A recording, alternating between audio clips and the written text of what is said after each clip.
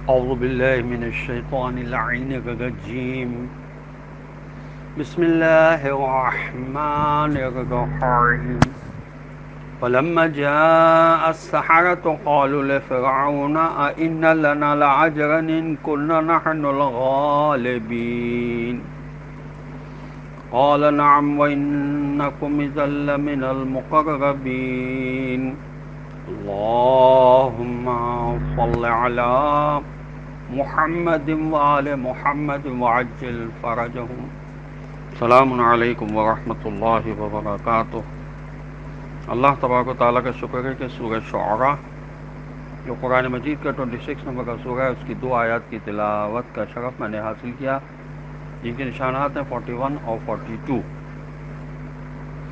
41 کا ترجمہ یہ ہے کہ جب جادوگر آ گئے تو فرعون سے کہنے لگے اگر ہم غالب رہے تو ہمارے لیے کوئی انعام بھی ہوگا. فرعون نے کہا ہاں، اور اس صورت میں تم تو مقربین میں سے ہو جاؤ گے، یعنی تم ہمارے بہت قریب ہو جاؤ گے. یہ جب بندے دنیا داری میں لگ جاتے ہیں تو وہ تکبر میں مبتلا ہو جاتے ہیں اور فرعون جیسے متکبر بادشاہ کے قریب ہونے کی کوشش کرتے ہیں. لیکن جب انسان کے اندر تواضع انکساری ہوتی ہے تو وہ لوگوں سے جھک کے ملتا ہے اور تکبر سے دور رہنے کی کوشش کرتا ہے. تکبر سے بچنے کے لیے ہمیں الحمدللہ ہدایت کر دی گئی ہیں، ہمیں بتا دیا گیا ہے. آیت خدا میں مجادلہ کرنے والوں کی صفت غرور اور تکبر بتایا گیا ہے.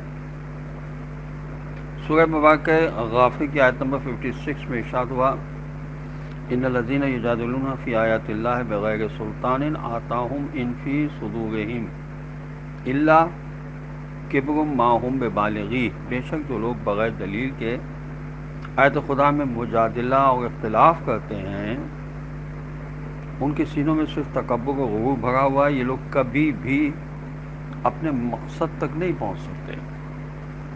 یعنی انسان کے دل میں اگر غرور تکبر بھرا ہوگا تو اس کی زبان بہت چلے گی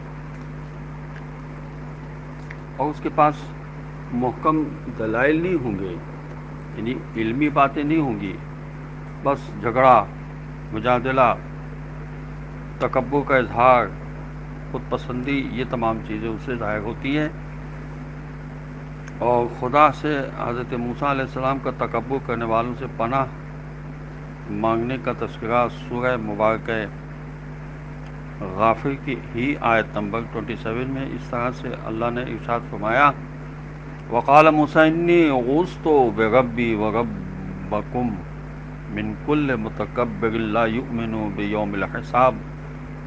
حضرت موسیٰ علیہ السلام نے فرمایا میں اپنے اور تمہارے پروردگار کی بارگاہ میں متکبر شخص سے پناہ مانگتا ہوں جو روز قیامت پر ایمان نہیں لاتا.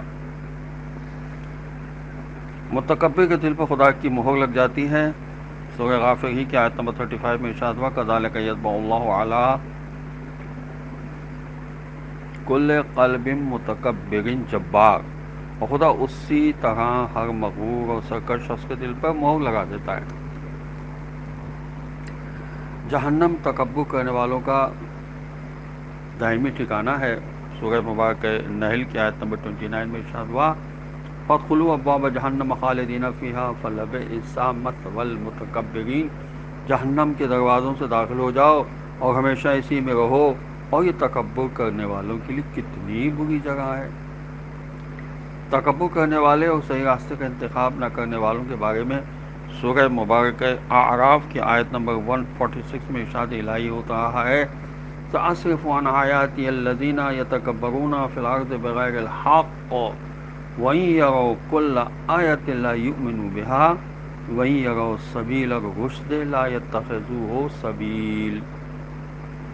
جو لوگ زمین پر غلط اور ناحق تکبر کرتے ہیں ان قریب ہی انہیں اپنی نشانیوں پر ایمان لانے سے روک دوں گا.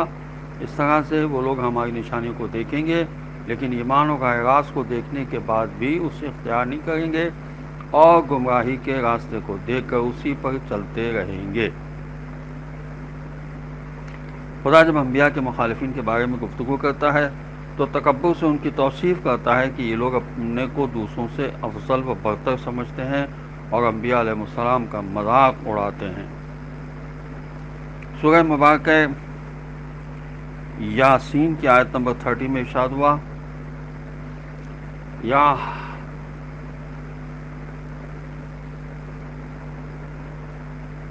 حسرۃ علی العباد ما یاتیہم من رسول الا کانوا بہ یستہزئون، افسوس ان لوگوں پر ہے کہ جب بھی کوئی رسول ان کی ہدایت کے لیے آتا تھا تو یہ لوگ اس کا مذاق اڑاتے تھے۔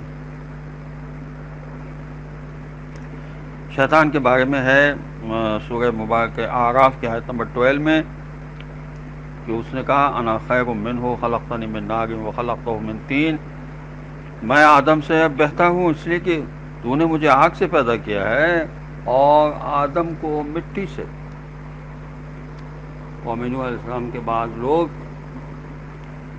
سورہ ہود کی آیت نمبر 38 میں ارشاد الہی ہے، وہ کہا کرتے تھے وَكُلَّمَا مَرَّ عَلَيْهِ مَلَأٌ مِّن قَوْمِهِ سَخِرُوا مِنْهُ، جب بھی لوگوں کا گزر ہوتا تھا تو وہ لوگ ان کا مذاق اڑاتے تھے۔ بارے میں ہے سورہ قصص کی آیت نمبر 78 میں قال انما اوتیتہ علی علم عندی، بے شک مجھے یہ سب کچھ میرے علم کی بنیاد پر دیا گیا ہے۔ حضرت شعیب کی قوم کے بارے میں ہے سورہ مبارکہ ہود کی آیت نمبر 91 میں ما نفقہ کثیرا مما تقول وإنا لنراک فینا ضعیفا، بہت سی چیزیں ہیں جو تم کہتے ہو ہماری سمجھ میں نہیں آتی ہیں اور ہم تو تمہیں اپنے درمیان ضعیفی پاتے ہیں۔ یہ قوم کے لوگ کہتے تھے، حضرت شعیب علیہ السلام کی اور حضرت ہود علیہ السلام کی قوم کے لوگ کہتے تھے، جس کا ذکر سورہ مبارکہ ہود کی آیت نمبر 53 میں ہوا قالوا یا ہود ما جئتنا ببینۃ وما نحن بتارکی آلہتنا عن قولک وما نحن لک بمؤمنین، انہوں نے کہا اے ہود علیہ السلام تم نے ہمارے لیے کوئی محکم دلیل پیش نہیں کی تو ہم اپنے خداؤں کو تمہاری وجہ سے نہیں چھوڑیں گے اور نہ ہی تم پر ایمان لائیں گے۔ قوم طالوت کے بارے میں ہے سورہ بقرہ کی آیت نمبر 247 میں وَنَحْنُ أَحَقُّ بِالْمُلْكِ مِنْهُ وَلَمْ يُؤْتَ سَعَةً مِّنَ الْمَالِ، مالی لحاظ سے ان سے زیادہ تو ہم حکومت کے حقدار ہیں اور ان کے پاس تو مال بھی زیادہ نہیں ہے۔ السلام علیکم ورحمۃ اللہ وبرکاتہ۔